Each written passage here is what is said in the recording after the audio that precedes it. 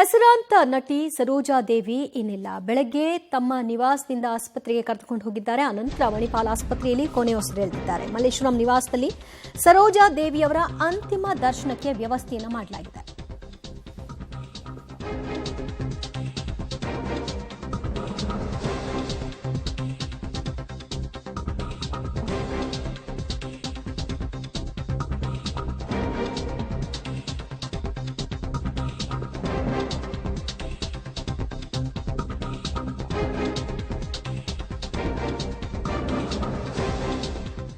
ಕನ್ನಡದ ಅಭಿನಯ ಸರಸ್ವತಿ ಸರೋಜಾದೇವಿಯವರು ವಿಧಿವಶರಾಗಿದ್ದಾರೆ. ಮಲ್ಲೇಶ್ವರಂ ನಿವಾಸದಲ್ಲಿ ಅಂತಿಮ ದರ್ಶನಕ್ಕೆ ವ್ಯವಸ್ಥೆಯನ್ನ ಮಾಡಲಾಗಿದ್ದು, ಗಣ್ಯರೆಲ್ಲರೂ ಕೂಡ ಬಂದು ಅವರ ಅಂತಿಮ ದರ್ಶನವನ್ನು ಪಡಿತಾ ಇದ್ದಾರೆ.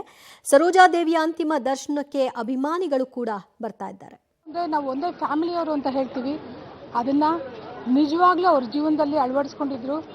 ನಾವು ಯಾವಾಗಲೂ ಸಿಕ್ಕಾಗ್ಲೂ ಕೂಡ ಅವ್ರು ಯಾವಾಗಲೂ ಅವರ ಪತಿ ಹರ್ಷನ್ ಬಗ್ಗೆ ಹೇಳ್ತಾ ಇದ್ರು, ನೀವಿಬ್ಬರು ಫ್ಯಾಮಿಲಿ ಹೀಗೆ ಇರಬೇಕು, ಸಿನಿಮಾ ರಂಗದಲ್ಲಿ ಮದುವೆ ಆಗೋ ದೊಡ್ಡದಲ್ಲ, ಮದುವೆ ಆದಮೇಲೆ ಹೇಗಿರಬೇಕು ಅನ್ನೋದನ್ನು ಅವ್ರು ಹೇಳ್ತಾ ಇದ್ರು.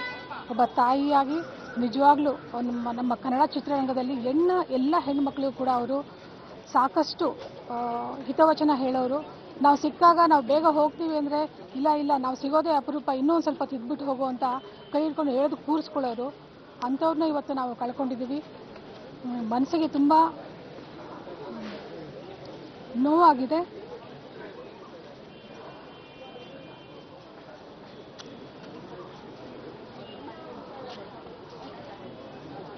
ಅದನ್ನು ಸಹಿಸೋ ಶಕ್ತಿ ಅವ್ರ ಮನೆಯವರು ಕೊಡಲಿ ಅಂತ ಕೇಳ್ಕೊತೀನಿ. Thank you.